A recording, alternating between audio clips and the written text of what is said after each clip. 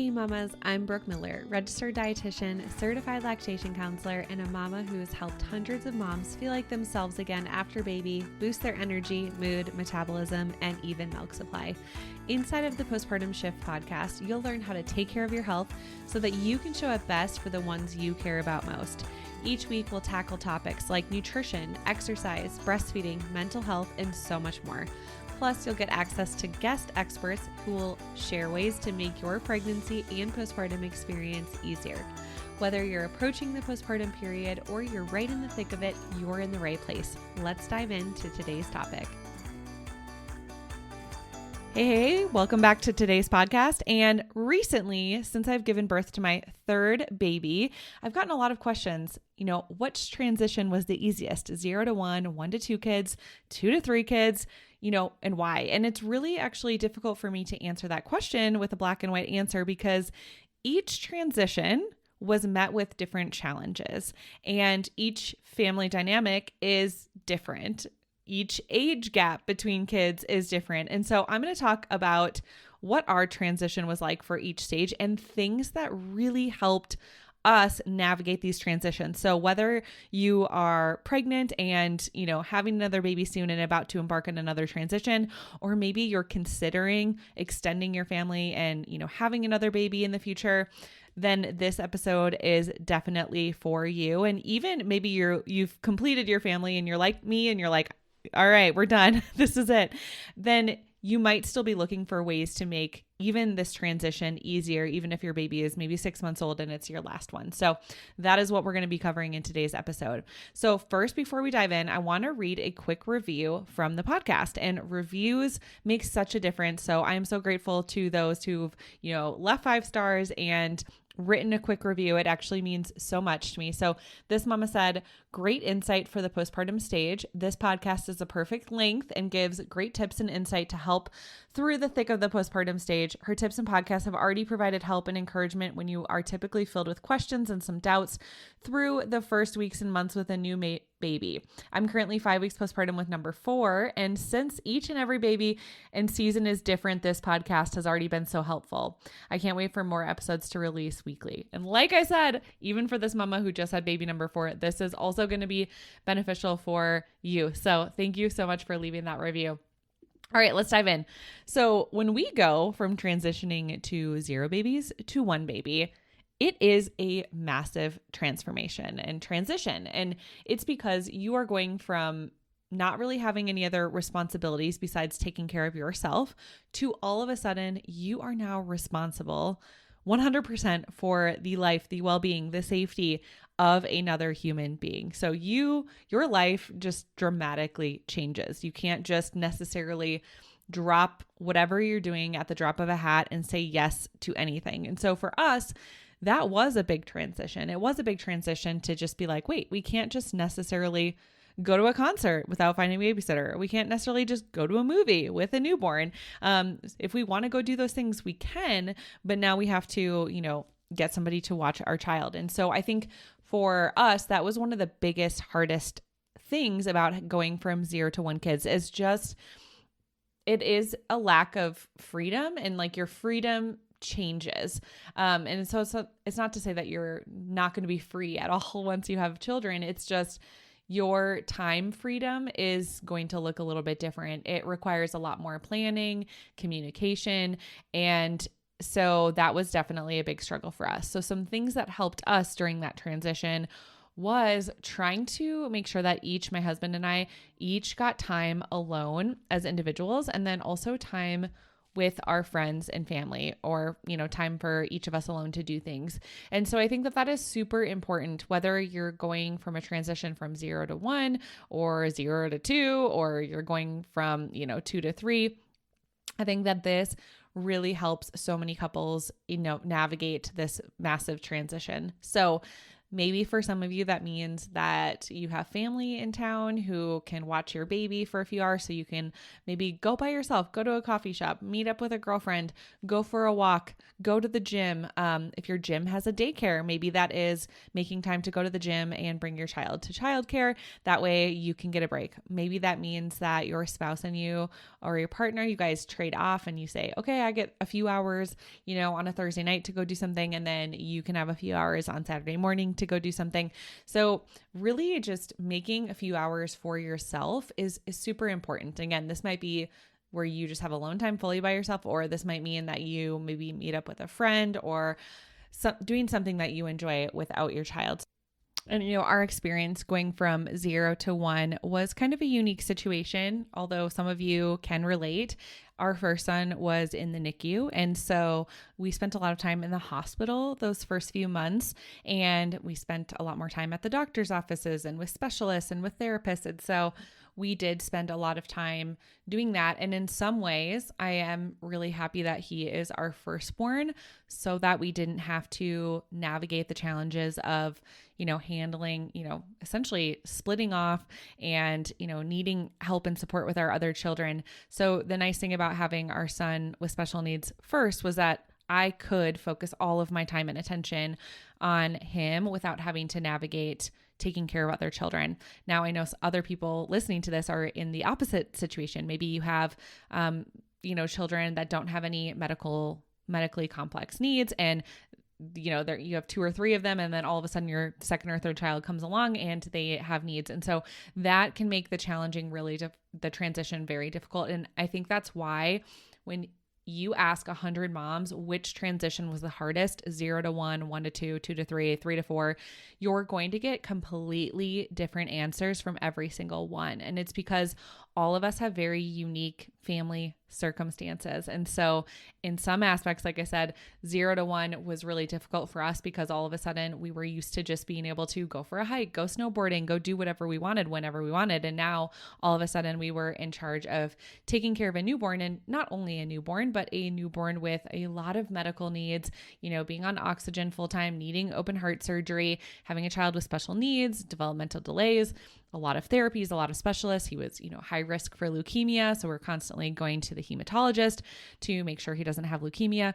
And so it was stressful in a sense of we were very, focused on a lot of his needs. And that transition was hard in that aspect. And then when I look at the transition going from 1 to 2 kids, in some ways, it's easier because you know what to expect for that newborn stage. So I do think for a lot of us, when we have that second baby, when we bring that second baby home, we're more confident in feeding. We're more confident in sleeping. We are more confident in just taking care of that baby and juggling things and kind of navigating that newborn stage. I think a lot of us parents feel more confident going into that, which in a sense can sometimes make that transition easier. In other ways, for us, it was actually a really difficult transition because my son, who has medically complex needs, at the time that my second son was born, my first son was just also diagnosed with autism on top of Down syndrome. And so we were dealing with a lot of behavioral issues. And so my oldest son, he is not very gentle with babies. He will grab at their ears and grab at their face, and he doesn't know how to interact with small children, especially infants. And so that transition was very difficult because we could not leave my oldest unattended for any amount of time with my now 2-year-old, because he would just kind of go after him. And so that transition was very difficult because we were still so focused on my older son that I do feel like, in a sense, we weren't able to focus as much on my younger son. And so that transition going from 1 to 2 is hard because you're trying to navigate how to make sure that everybody's needs are taken care of. And so something that really helped us through this transition was kind of alternating who was responsible for who. So we call it like man-to-man defense. So, all right, right now we're going to do bath time. So you take the kids to do bath time, and then I will clean up dinner. Or you take the kids to play with some toys so that I can prepare dinner. And so it was either my husband would take one kid and I would take the other, or I would take the kids to keep them occupied while he would do stuff around the house, or vice versa. And so it was a lot of teamwork and communication. And something else that did help that transition was I was trying to find things to do with each of my sons separately. So I would sometimes just tell my husband, especially while my younger one was napping, I would say, hey, do you want to stay home with my younger, or, our second son while he's napping? And then I'll take our older son out to the park or out to go do something, so that I could still get some time alone with each of them. And then my 2-year-old, he just started preschool pretty recently. And so for the first 2 years, he was with me 24/7. And so while my oldest son was in therapy, he did get a lot of time with me. So we would go to the pool, or we would go to the splash pad, or go to the park. And so I did try to have different things that I could do with each son alone, just so that they each felt like they still got time and attention from me. And so that is something, to consider, is if you are going from 1 to 2 kids, how can you make time for each of your kids individually? And then how can you also make time for each partner individually? And so it does get a little trickier when you go from 1 to 2 kids.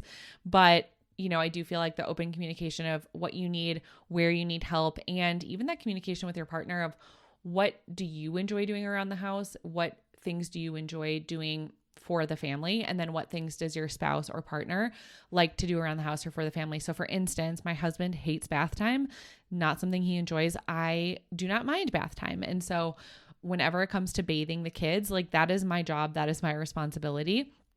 I also don't mind doing dishes. He doesn't love doing dishes, but he likes folding laundry. I hate folding laundry. So when it comes to things like folding laundry, that is his job. And then when it comes to doing dishes, that is typically my job. And then also cooking, he actually does a lot of the cooking. He really loves being in the kitchen. He loves cooking, but he doesn't like to be in the kitchen when the kids are in there. And so my job typically, if he is cooking or in the kitchen, my job is to keep the kids occupied in the other room. And then vice versa. If I'm cooking a meal, he keeps the kids occupied. If you've been wanting to reach your healthiest weight and feel like yourself again postpartum without having to sacrifice your favorite foods or your milk supply, I've got a free workshop just for you. Inside of this free workshop, you'll discover how to boost energy, mood, metabolism, and even protect your milk supply.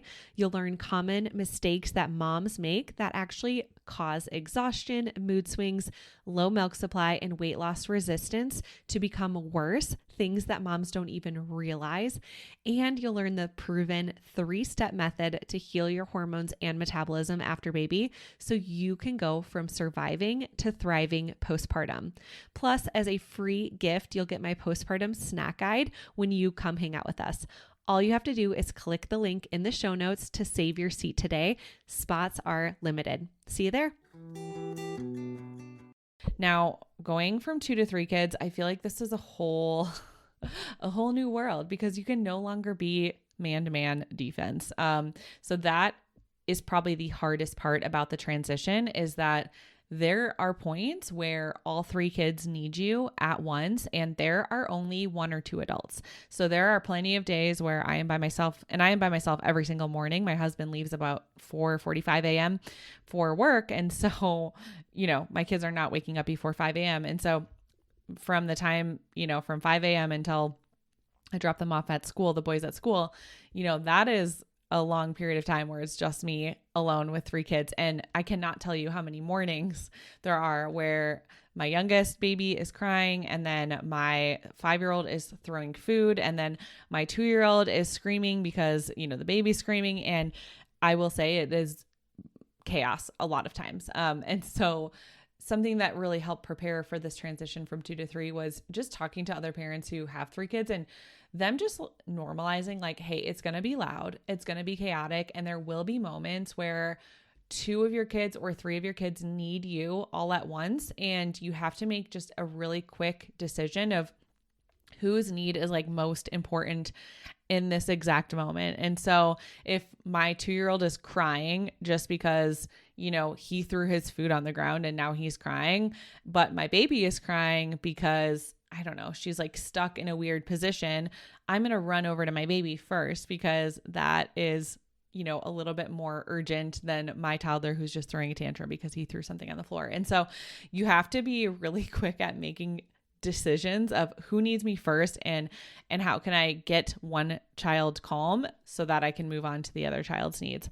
So that is probably the hardest part about the transition to 3 kids is not all of your kids are going to get your attention and what they need from you immediately. Whereas when you have just one baby, almost all the time, if they start crying, you're immediately, unless you're like in the bathroom or something, you're immediately able to tend to their needs. And with my third, sometimes I feel bad because I see her crying and I'm like, okay, I'm coming. I know that you just have a wet diaper and I know I need to change you, but also your brother is standing on the kitchen table and hanging from our chandelier, which is, you guys probably think it's a joke or I'm exaggerating. Like this is actually what happens every single morning is the 2-year-old, my 2-year-old also now climbs on the kitchen table and tries to hang from the light fixture. So, a lot of times my daughter just kind of has to wait until I get the boys, in a safe place where they are not going to hurt themselves or hurt each other so that I can tend to her needs. And so I don't know if this is just why third children tend to be a little bit more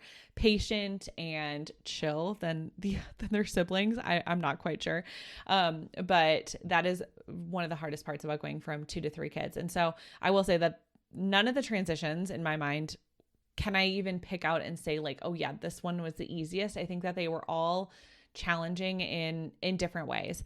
Something else that's really helped with the transition from 2 to 3 kids is kind of the same thing is, having moments where we each get a break, which is a little bit harder with 3 kids, and then also trying to divide and conquer. And so there are, for instance, like yesterday was Sunday and my 2-year-old was doing his usual nap. He takes really good naps throughout the day. And so my husband was making some meat on the smoker. And so he didn't want to leave the house anyway. And so I told him, hey, while you're home smoking the meat and getting dinner ready, our 2-year-old is sleeping. I'm going to actually take our 5-year-old and our baby, and I'm going to walk over to our park and we're going to play and I'm going to get the kids outside. And so there are a lot of days and moments where, one of us stays back.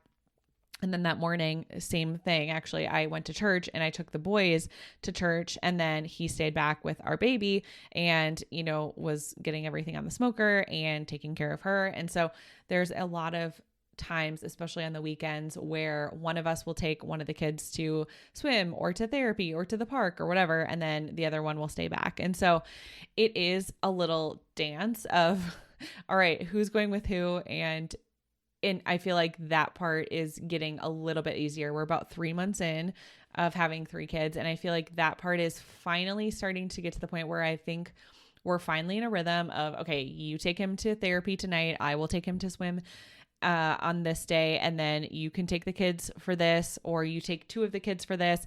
For me, I'm still, exclusively breastfeeding. And so there are a lot of instances where I tell my husband, you know what, it's just easier if I just bring her with me and then you hang back and stay with the boys. So I recently had a work weekend with a mastermind group of girls where we did a lot of business planning for the year and all of that.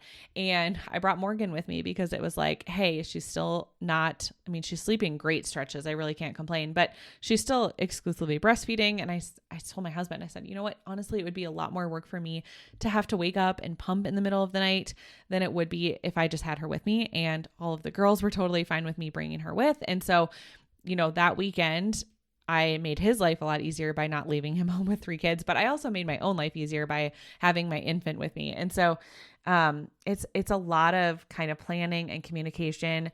Something else that can be really helpful for any of these transitions, whether you're going from 0 to 1, 1 to 2, 2 to 3, 3 to 4, is trying to find some sort of reliable childcare or babysitter or family member who can watch the kids just so you can get a break. And even if this is just one date night a month, I think that's a really wonderful place to start, is one date night a month. If you can get up to 2 or 3 date nights in a month, that is always our goal right now. We've been pretty good about getting 2 in a month. Some months we've gotten 3 in, but really if you can at least start getting 1 in a month, it is so helpful. And if you're like, hey, I don't have any family around here that can watch my kids, same here, right? Like neither of our parents live even in the same state as us. And so we are completely reliant on babysitters. And I will tell you, it is the best money we spend is just getting a few hours of alone time with each other. And so I really, really encourage you. And maybe that means swapping with other friends. So if you can't, pay a babysitter for 3 or 4 hours, once a month, then maybe consider talking to friends who have kids and say, hey, can we do a swap where you drop your kids off, with us for 3 or 4 hours so you guys can have a date night, and then vice versa. And then we'll drop our kids. So swaps work really, really well as well.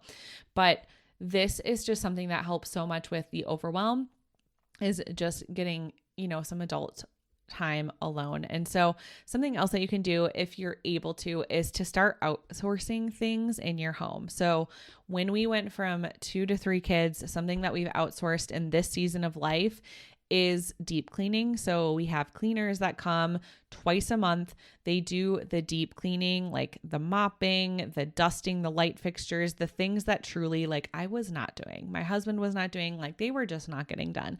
And I do feel like when we looked at our situation and where the stress was coming from, I told my husband, you know what, I get really stressed. I get really anxious when I'm in a cluttered and messy environment. And so for me in this season of life, while we adjust from 2 to 3 kids, I don't mind picking up every day. I don't mind, doing the dishes. He doesn't mind doing the laundry. So those things in our house are still done by us every day.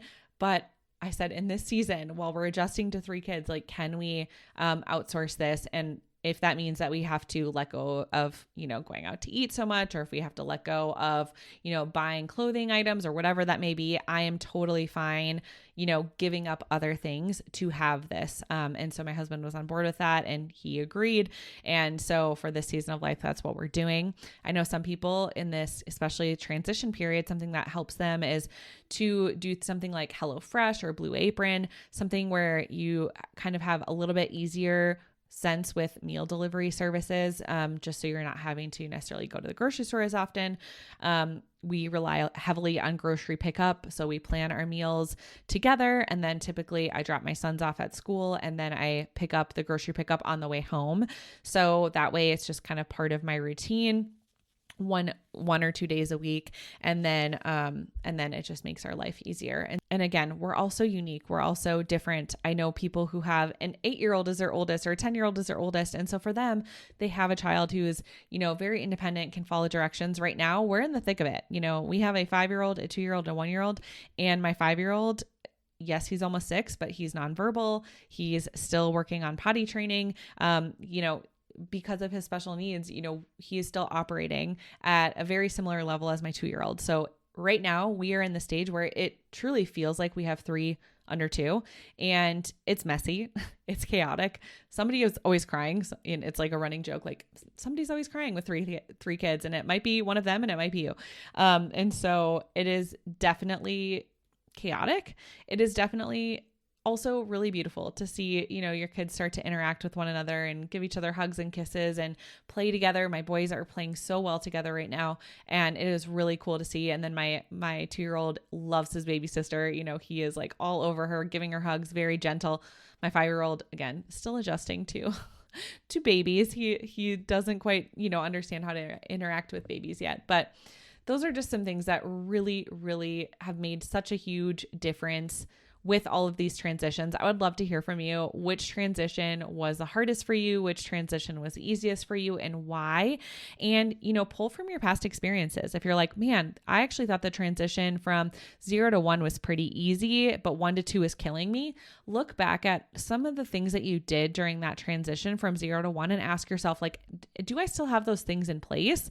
And if not, how can I bring those things back into place so that I can make this transition as smooth as, as the first one was? And again, whenever we add more kids to the mix, there tends to be, more noise, more crying, more chaos. It's just, another kiddo to keep track of. So it does tend to be a little bit more chaotic, but there are still things that we can put into place to just kind of make the transition a slight bit easier for us to handle mentally. So I am cheering you on, mama. And just know that if you are struggling, you are not alone. There are definitely days where I am like, oh my gosh, this is crazy. How are parents doing this? How are parents surviving? There are times where I just want to literally, shut myself in a room and cry because I'm so overstimulated. That is something that is really hard with 3 kids. And then there's moments where I'm like, oh my gosh, I love this. I love seeing them interact with one another. And so there are pros and cons of each transition and each stage. And I would never say that any stage is easy, but I do think that there are things that we can put into place just to make the transition a little bit easier for us as moms and as parents. So I'm cheering for you, mama, and I'll see you in the next episode. Exercise is crucial for our overall mental and physical health, especially during pregnancy and postpartum. Something that has helped me stay really consistent with strength training and yoga at home during nap time is the Expecting and Empowered workout app. I love that I can choose how many weeks pregnant or postpartum I am, and the app tells me exactly what to do. Plus, there's cardio, yoga, and strength training options for new moms and moms to be.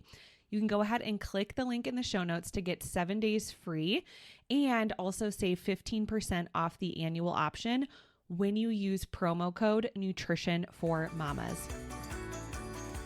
Thank you so much for hanging out with me and listening to the Postpartum Shift podcast. If you enjoyed this episode, it would mean the world to me if you could share this episode with a mom friend and leave a written review. This helps the podcast reach and help even more moms. Come say hi over on Instagram at Nutrition for Mamas.